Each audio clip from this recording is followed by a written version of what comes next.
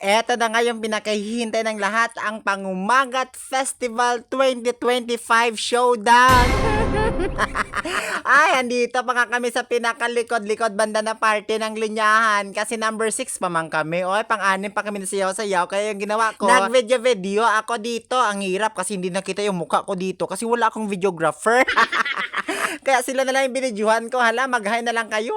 Total, hindi ko pa man kayo kilala. Sige, mag-hi na lang kayo. Hanapin nyo lang yung mga itsura nyo dyan kung nahagip kayo ng aking kamera.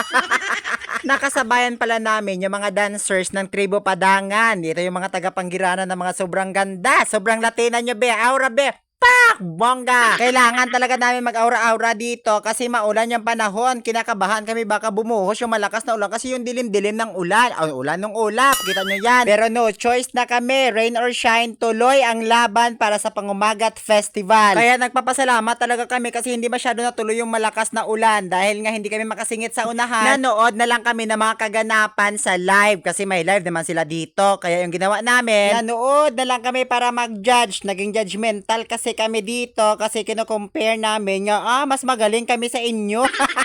Oy, char lang andito na naman ako. Gumawa naman ako ng video para may pag-usapan naman kayo. At dahil malapit na nga yung number namin kasi nagpe-perform na yung number 5, hala, yung lahat ng mga dancers namin nag-prepare na. Lahat ng mga props, ipunin nyo na at bitbitin. Huy! Nakikita nyo siya si Sir Glenn, yung nakakalo. Yan yung trainer namin, super galing siya. Dahil malapit na nga kami dito, kinakabahan na nga kami. Nagtulong-tulong na yung lahat ng mga tribo paganita. Yung paganita pala, ito yung Paho, Panubigan, Palani at saka Talisay. At dahil medyo maputi nga yung sayawan namin, yung mga dancers, sinubad na lang yung mga sandal para makahataw sila. Sabi ko sa kanila, siguraduhin nyo nahataw yan ha. At kung hindi, kayo ay aking papakiin. Joke lang.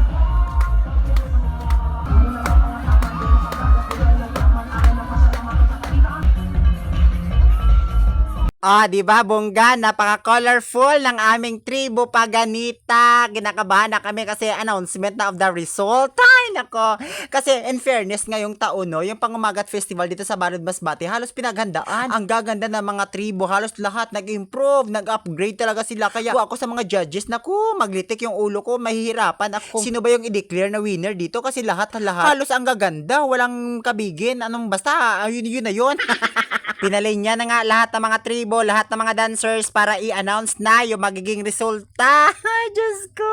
Ay, basta, manalo or matalo, ang importante nag-enjoy kayo. Pinakita nyo kung ano yung meron kayo. Ganyan yung mga balodin nyo. Magkaisa tayo. Wala na yung mga, daya kesyo. No, wala na. Huwag nang isipin yun. Kasi lahat nag-effort naman. Basta kung sino yung manalo, congratulations. Yung matalo, may lamok naman sa, nag-voice over ako, disturbo yung lamok dito.